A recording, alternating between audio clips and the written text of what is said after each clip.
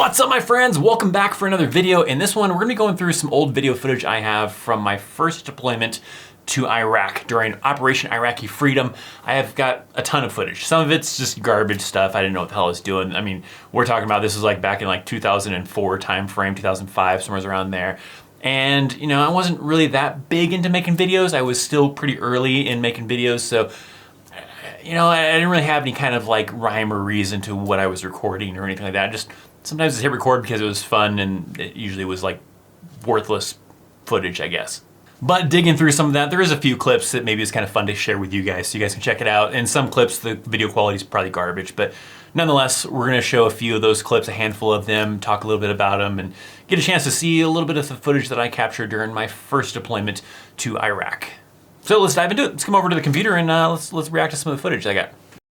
All right, guys, so we're gonna dive into this. Like I said, some of the footage is a little grainy, maybe a little bit. The video quality isn't necessarily the greatest, but we'll make do with what we got. I'm probably a little awkward. There's a few clips where I do talk, and definitely don't communicate the same way I do in like current videos type of thing. So give me a little bit of a break, all right? We're still pretty early at this time frame in creating videos. I wasn't yet at where I'm at right now. But anyways, nonetheless, this first clip was me. I was in Baghdad. I think I was just giving like an update of what's going on a little bit, as far as, you know, kind of what we're doing, sort of, in a way.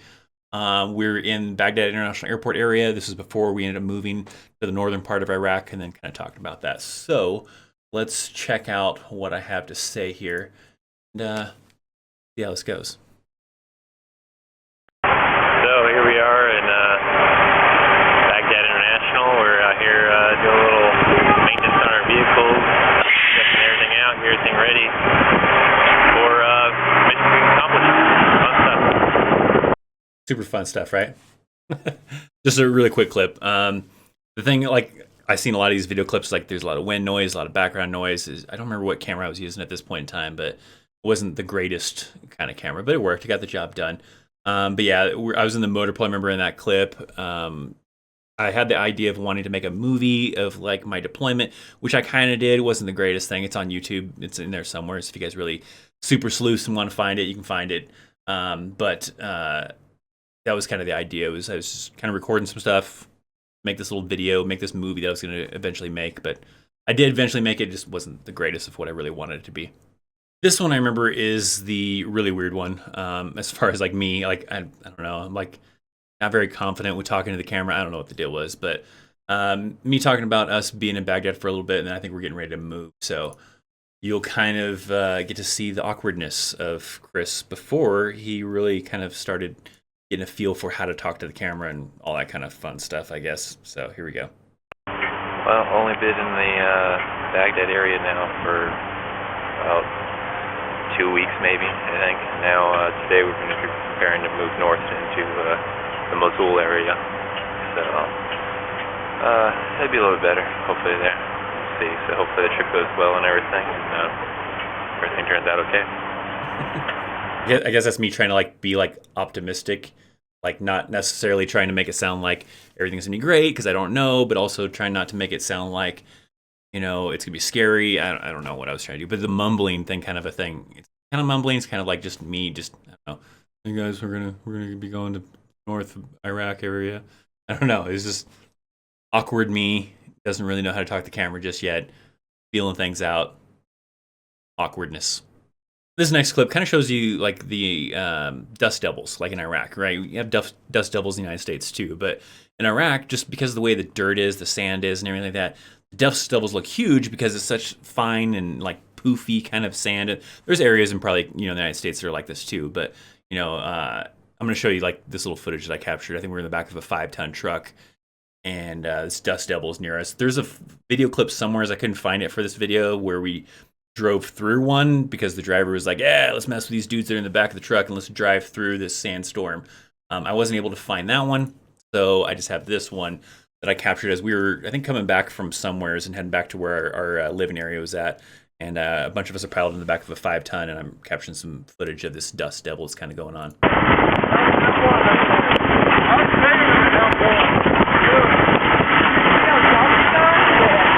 Let's go to areas over there.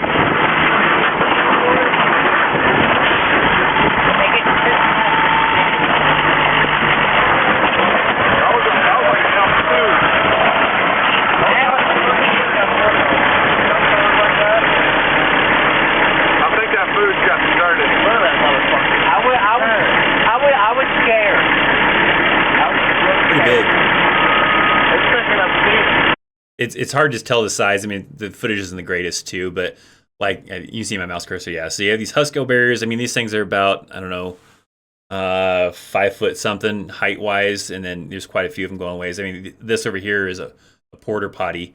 So if you've probably seen a porter potty and kind of judge the height of it, but that's how wide around it is. It's pretty big. It goes up pretty ways. It's kind of looks like it's kind of falling apart in the video. I don't know if that's just the video footage though, but.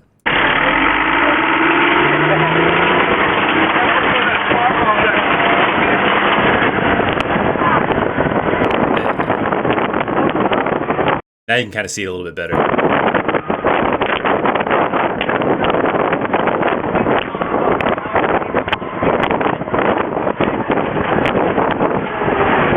These things were just massive. Like I said, you have them in the United States still, but usually like small little dust devils in most areas anyways. There might be some places that are kind of like this, but this one's huge. I mean, this is like as wide around as like probably a little bit bigger than a house, right? Your average size house, right?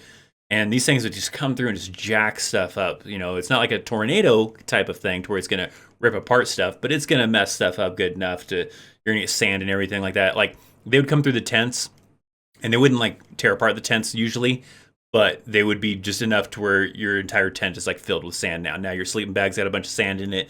All your stuff that you had inside the tent, if it wasn't covered up or put inside of a bag or something like that, it's got sand all over it. So you really had to usually, like if you were living in tents, which at this point I think were, because now we've already moved from Baghdad to another area. I'm not sure if we were living in the tents yet or if we were living in the buildings for a little bit.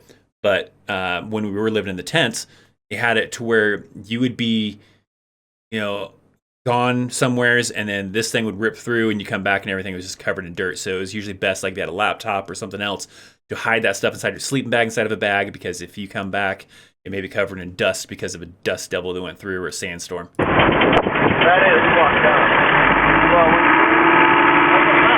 tornadoes are kind of So there you go.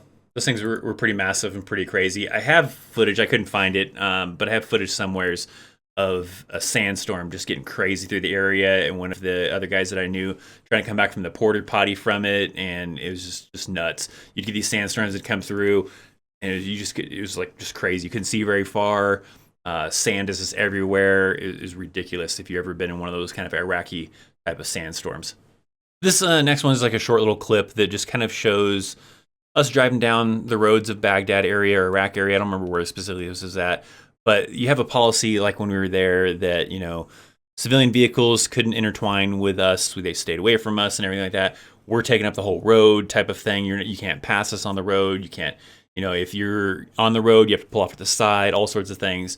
And some cars, to avoid that, would just drive into oncoming traffic. Screw it. They had places they got to get to. And these damn U.S. soldiers are, throwing everything off and messing everything up. So these are some vehicles you'll see driving on the wrong side of the road because, they got places to go. They got things to do as well.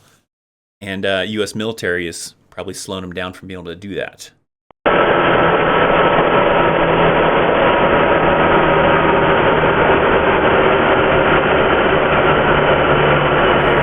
You see some oncoming traffic here.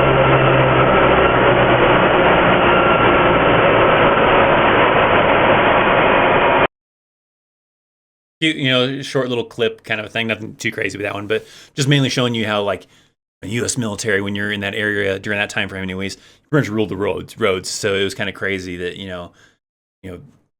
you're just taking up this whole entire freeway, this whole, 3-lane, 2-lane, 4-lane, whatever highway. Everybody else had to move out of your way, and that's just how it was during that time frame. This clip gives you an idea a little bit of the area where I was at when I was in Talafar. It was the name of the town, the area in northern Iraq. And this is some footage, I think it's from like a Kiowa, one of the small bird helicopters that was kind of like convoy security, route security, whatever, some sort of escort in a way. And they recorded some footage, that they kind of passed down to us of our convoys and stuff, and them kind of like circling around. I think we're just getting ready to come back into the camp that we were at. And so you'll see a little bit of that in this part, and you can kind of see what the surrounding area looked like, the base a little bit, our convoy.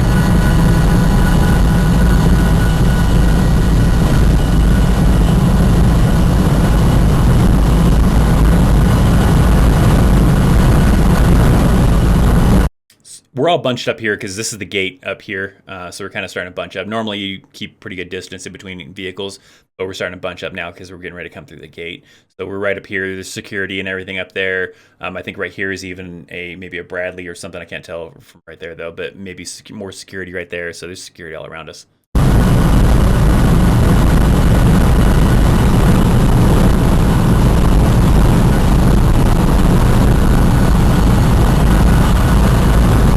Here was like the main thing with our base was like, here is the main guard tower right about here.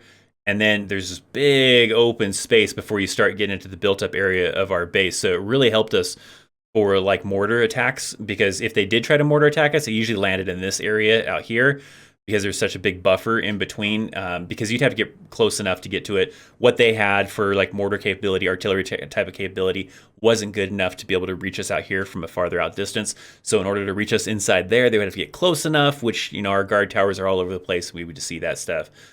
So when they did, you know, try to mortar us, it'd be from a farther out distance, which usually would cause it to impact in this dead space area out here. So usually a pretty good safe base for like mortar attacks.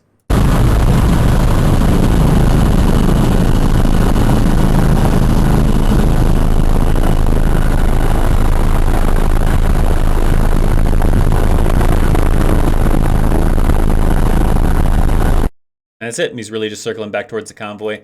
There's some other clips I think I have too from like on the convoy, on the routes and stuff like that. But it's just a lot of desert mostly. In this area, it was just a lot of desert. There was a few built up areas. So there wasn't really a whole lot to see when I was on this first deployment. My second deployment, I was more in the city because I was in Baghdad. But this area is a more remote area. So it's just a lot of desert with a few built up areas here and there.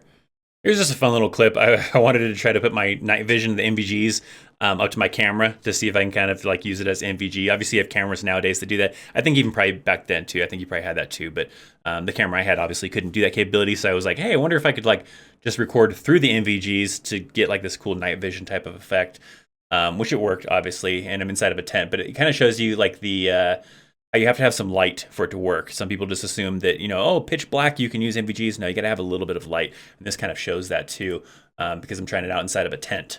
So. Night vision. Oh, watch him come over to you. Where are you at? Well, if you kill all the light, I ain't gonna be able to see you. Now I ain't got nothing to go off of. Really? Yeah. So cool, dude. I think he had like a small little like reading light or something like that. So it's putting off enough illumination inside of the tent to be able to see the rest of the tent as well. But once you saw he turns it off, it's just black. So you have to have a little bit of light. It works. That's it, really. So kind of a fun little thing. I had a couple other clips I saw of me trying it out where I'm outside, but nothing crazy. It's got a lot of the same stuff. Some people walking by and we're playing around with a flashlight. I think we had even a red lens to illuminate a little bit of light, but then if you turn off the flashlight, then you lose everything because I think it was a cloudy day or something. But especially like cloudy days with NVGs, you really couldn't see much of anything. You had to have at least a little bit of light for them to work, and that was just me kind of goofing off with them inside of our tent because we kept our NVGs, our weapons with us at all times, and we always had that stuff with us. So this is kind of a fun little thing I captured. So this clip is a boxing match. So we had this little area on the base where we had a building where you could play like video games, you could work out, you could watch TV. We also had a boxing ring that was outside. And so we had our platoon leader, who's lieutenant, versus the maintenance platoon leader, another lieutenant, just as a friendly one. It wasn't like beef against each other or anything like that. It was just like friendly competition of one platoon leader versus the other platoon leader for the platoons kind of a thing, you know, kind of like the trans platoon versus the maintenance platoon, which is what it was in this case. So they were kind of going up against each other. They have this contractor for a referee, and they're in just PTs. They're in the PT clothing. They got headgear. They got gloves on. I think both of them ended up with a little bit of a bloody nose, nothing crazy in the end. But these guys are not very good boxers, as you'll see, but it was a fun little kind of friendly little platoon versus platoon boxing match. So check out how this kind of went down. Keep your hands up, sir! Yeah! Yeah! Take it down! Take it down! Come on! Get out!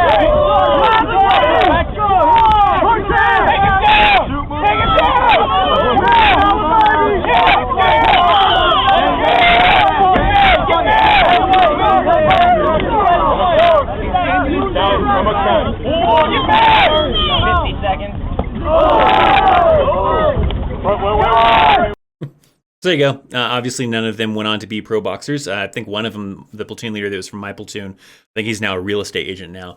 But in the end, they kind of did it like this weird way for determining the winner. There wasn't actually any judges. It was like this thing where the contractor was like, all right, who all thought this guy won? Now, who all thought this guy won? And of course, there's a bunch of people there from maintenance platoon, from, for the one platoon leader, a bunch of people from my platoon for the other platoon leader. So of course, it's pretty equal as far as the way the sound of the cheers go. So it ended up being a draw, which they're both equally bad. It probably was a draw. It wasn't anything crazy. There was no knockdowns. It was just a lot of back and forth for, I think, 3 rounds. I think it did. I think it was just a 3-round boxing fight, I believe. And it probably was pretty horrible. So yeah, it was a draw. Now, I've got a bunch of other footage. If this is something you guys really kind of were into, maybe I can dig through some more footage and see what I got and see if there's something else that I can use for another video, possibly some footage from my second deployment, because I do have limited things on that one. I had the same intent in that second deployment to try to create some kind of cool little documentary type of video. That one did not do so well as far as me being on top of it with creating good clips to create a documentary with. So a lot of them are just these really random type of things. So maybe, potentially, for a future video, if you guys want to check it out, we can possibly do something like that. If you want to continue reviewing experience here on this channel, you want to see some more of my content, I got some videos over here that I definitely highly recommend. I put a lot of effort into them probably, so check them out. Links in the description. Like this button, or like this video, not this button, hit the like button. You know what I mean. I'll see you guys later. See ya.